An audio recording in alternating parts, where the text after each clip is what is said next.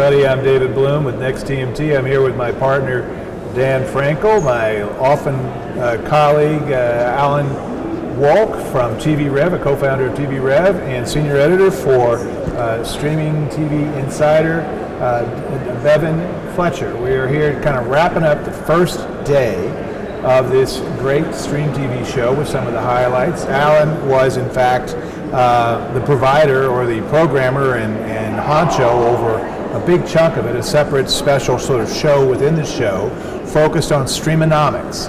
A cool name that I understand you want to credit somebody for, but talk about it a little bit. So Streamonomics is actually we learned is trademarked by Owl? Well, it's Owl and Company, I believe, but it's Hernan Lopez, a former Fox executive, who also ran Wondery, the audiobooks company that sold to, I think, Amazon. Yes. And now he's a consultant. But he, like you, is skating the thin, sharp edge of technology innovation.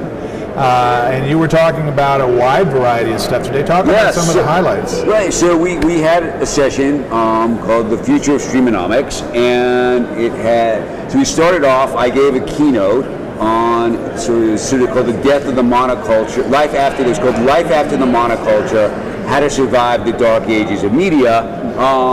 Gave a little presentation about sort of the parallels between the fall of Rome and descent into the Dark Ages and the way the current media system exists, that we've lost any kind of centrality to it. We've got all these little fiefdoms, and then... So is David Zaslav like Claudius, or like which emperor would he be? We went past emperors. We were like down to the Visigoths. Down to Visigoths. Constantinople. It was a really good history. Yes. So you guys liked it. What was it about what Alan said, like right in front of Alan, that you liked that he said? So let's put you on the spot about what he said. What stuck in your all's heads that you all heard? Sure. Well, I think the sentence of the discussion was that, with the lack of a centralized state, i.e. big companies making content, distributing 3 networks or 50 cable networks or whatever. Yeah. Everything from currency to law and order and everything kind of breaks down. When it's decentralized, you have a bit of chaos. And what do we do now as an industry? Are we going to descend into a dark ages, or can we sort of govern this ourselves? Do I have that loosely correct? Yes, exactly. That without any for years we had this monoculture with a very common, everybody sort of adhered to the same rules. Same water cooler. Right, and now... The same water cooler made a difference, so everybody had the conversation. And now there's not that, and there's all these little fiefdoms that don't really play nicely together, or sort of exist in their own little bubbles. Sort of the way medieval Europe did. And on advertising, he was saying SNL used to make a whole business out of redoing commercials and skits, and now people don't see the same commercials. Well, now they do commercial. Yeah, they take the skits based on commercials being made about their skits. I notice, like the Californians is now a Volkswagen van ad, the ID Buzz, for instance, as they talk about all our vaunted freeways. Which is, I guess, still a business for them, but no one else is doing that because no one else is talking to a broad array of folks who have some association with some of those characters, for instance. So going forward, though, I'm curious what else you guys might have seen today that might have caught your ear. Bevin, what kinds of things stuck out for you? Well, I'll bring up one that it wasn't on the agenda, but I had a really interesting conversation with Deep Hadler, the COO of Everyone TV, which is the organization that distributes Freely, which is a joint venture between major broadcasters in the UK like BBC, Channel 4, and they just signed a deal with Roku to distribute on their OS in the UK market, which Roku isn't that big in the UK, but he told me they think they have about half the smart TV device footprint for Freely at this point, and with Roku it'll expand to 60%. But what's really interesting about Freely is that each of their distribution deals, they become the integrated default TV guide on the firmware level. So I think that would be really hard to replicate someone to do in the US. Yes, because he also seems pretty confident that that other 40% is just around the corner. Well, I mean, the Visigoths are definitely running amok in the United States, but you're saying in Europe, in England at least, that's interesting that they could could actually have that kind of EPG kind of power, which Right. is, again, a throwback, right, to 5, 8, 10 years ago. But it also, I think, was interesting because it speaks a little bit to how much the public broadcasters invest in local content, and not everybody has like $1 billion like Netflix is putting into Spain to do localized content, and so it's hard to crack into international markets for U.S. streamers. Absolutely. Dan, what kinds of things did you hear? I thought it was interesting. I talked to a couple people who are trembling from YouTube. I talked on this couch to Dave Bernath, who is the general manager of the Americas for World, the CTV ad tech company. As I mentioned to you, I knew him from a previous life, the E! Entertainment Basketball League, where he and his brother were like the Hanson brothers. They were a terror. So did they wear broken glasses and then hip check everybody into the stands? Oh, his brother was a beast. He was like Rodman, and Dave hit a reliable, consistent mid-range jump shot, like college level. Seriously, it was good. Good to know. Fascinating to our listeners. As we get on in our age, it turns out he knows a lot about CTV advertising, which I didn't know, but he does. Didn't come up on the court.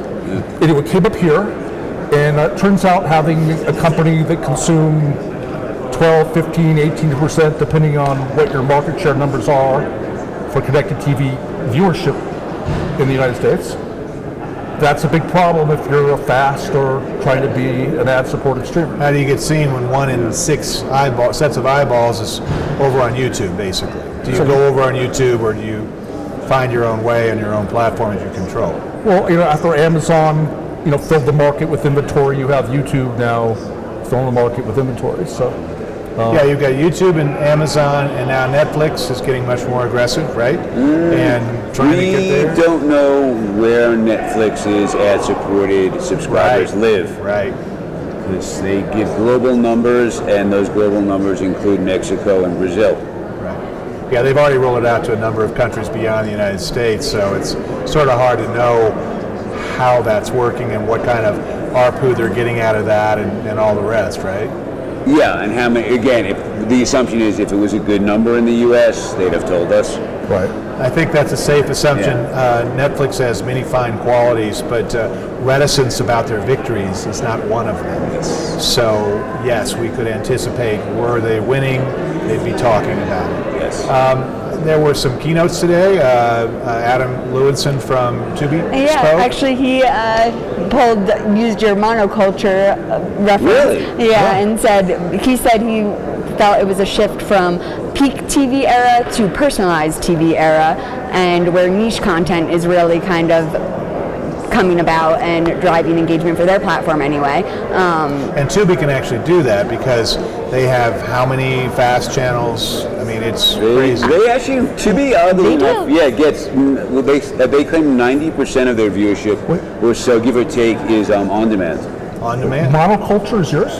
No, I didn't make that up. Oh, okay. But he He referenced. I guess he referenced my talk, or he read. Alan's the very article, whatever. influential. Peak TV was mine, and John Landgraf stole it. Remember?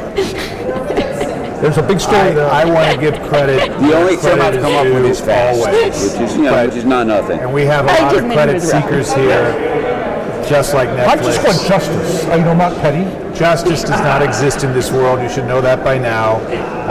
But that being said, I had a couple of interesting interviews. One was with Trey Kennedy, who is one of those YouTube and TikTok creators. All right. Who is a comedian, had created content that has gotten millions and millions of views, and now he's worked his way up, and he has a concert tour this fall. He has an hour-long special on Hulu already. He's making that jump, and I think this is going to be more and more common from content creator on the social media side who gets very sophisticated about using data and knowing his audience. Now, he comes with an MBA, which is more than most comedians. I know. He's and he's able to think about this stuff in some interesting ways.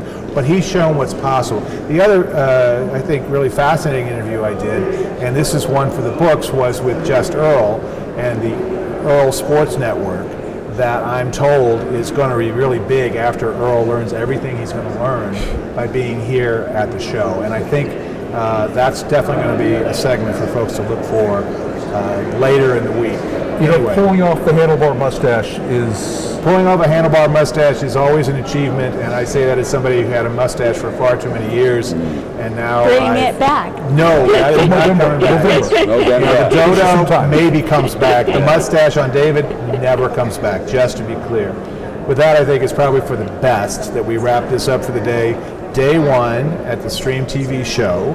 I'm David Bloom with Next TMT, and my co-founder Dan Frankel, TVREV co-founder Alan Wolk, and StreamTV Insider, Senior Editor Bevin Fletcher. Back to you guys.